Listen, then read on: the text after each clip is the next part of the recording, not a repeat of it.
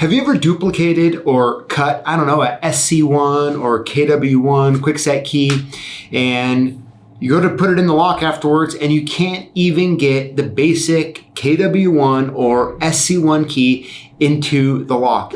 It doesn't fit. Now, I know it sounds kind of weird, but this is an actual fairly big problem out there in the world today, and I want to bring you a solution.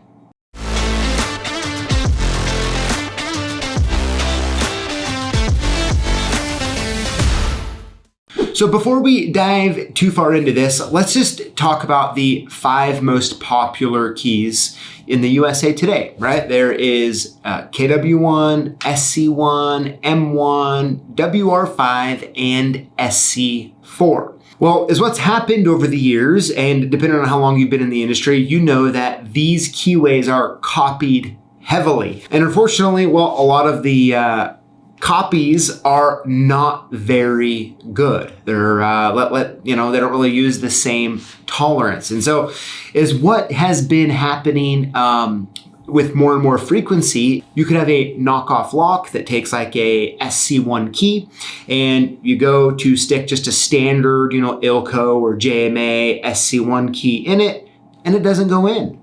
And that's because the tolerances of the lock that they made for the knockoff is just not really to spec, right? When you look at the key that came with the lock, it looks like a normal Quickset or Schlage or Master. And although it looks the same, it's not built to the same tolerance, which creates a problem.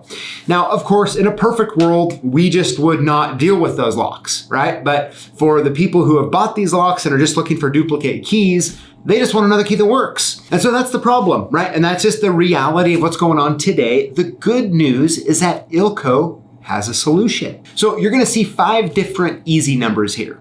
The easy numbers are EZ1, EZ2, EZ3, EZ4, and EZ5. Now, each one of these represents a popular key. For example, the EZ1 is the KW1 equivalent, the EZ2 is the SC1 equivalent, EZ3 is the WR5 equivalent, the EZ4 is the M1 equivalent, and lastly, the EZ5 is the SC4 equivalent. So the best way to describe these EZ keys with their equivalent, popular part numbers is that they are just, let's just say like, looser on the tolerances, or skinnier, and they're made to fit really the poor copies of the original. So if you've been encountering or running into problems that the standard KW1s, M1s, and those type of keys aren't going to fit in, using the EZ keys in their place for these situations is going to get your customer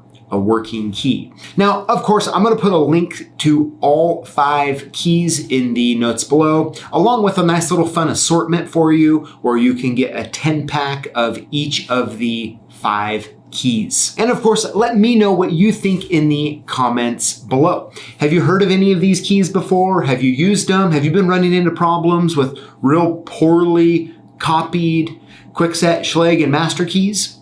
I'd love to know. Thank you for watching, and we'll see you next time. Hey, congratulations, you've made it to the end of the video. You probably deserve a medal, maybe a plaque, but hey, I wanna make sure that when you're commenting that you're including the hashtag Lockboss. When you do, you automatically get entered in to win one of 5 free prizes we're giving away each week here live on YouTube on Tuesdays at 4 p.m. We'll see you in the comments.